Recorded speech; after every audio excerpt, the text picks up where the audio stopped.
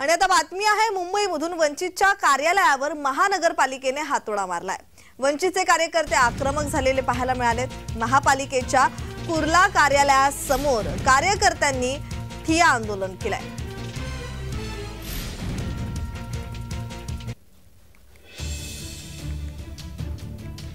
कुर्ल्यामध्ये वंचितच्या कार्यकर्त्यांनी महानगरपालिकेसमोर ठिय्या आंदोलन केलंय, कारण वंचितच्या कार्यालयावर महानगरपालिकेने हातोडा चालवलाय।